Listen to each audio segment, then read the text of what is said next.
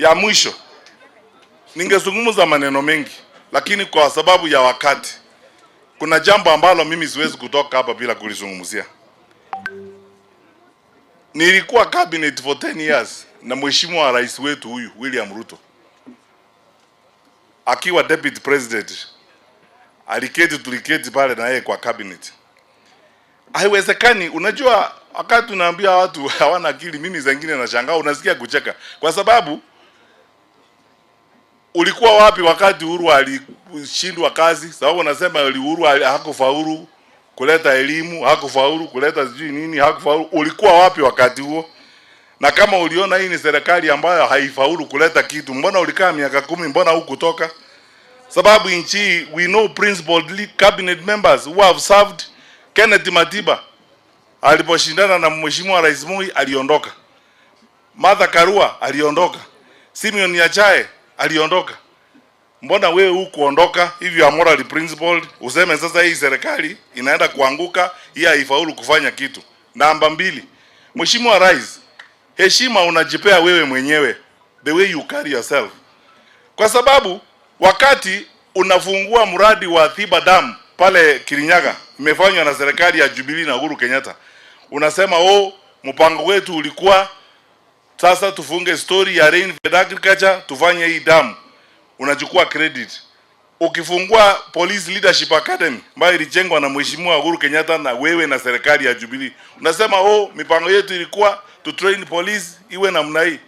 Ukienda Kisumu kufungua port, kazi tulifanya na mheshimiwa Uhuru Kenyatta, unasema when my boss Uhuru Kenyatta gave me this idea, I did not take him seriously. I can now see the vision he had. So sometimes when you have credit to claim, tulikuwa pamoja kwa serikali. Wakati wa kublame haukuwa kwa serikali. So inakuwa kwamba Uhuru failed on his own, but we occasionally succeeded together. What logic is that?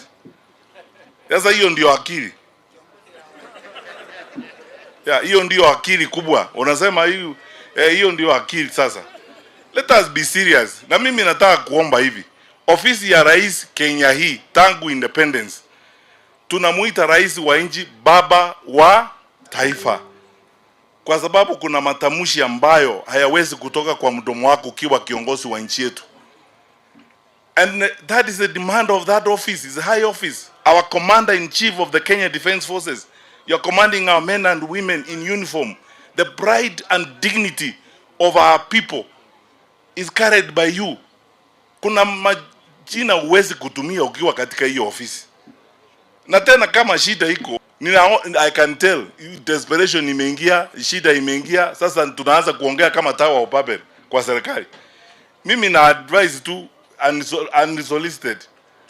Kama hii ugumu umeonekana, ongea na watu polepole, zungumza na wazee, kwa sababu Kenya hii yetu yote tumebarikiwa, tuko na viongozi hata kwa dini wa maana. Tuzungumze nao polepole, tusichome nchi yetu za maneno ambayo inagawanya watu wetu wa Kenya.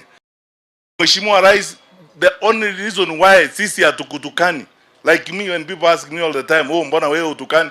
I keep telling people, he's the commander in chief of our defense forces and he's the head of state, and in that position constitutionally he doesn't have a deputy. It's a singular position. Lazima tumheshimu kwa sababu is our symbol of national unity.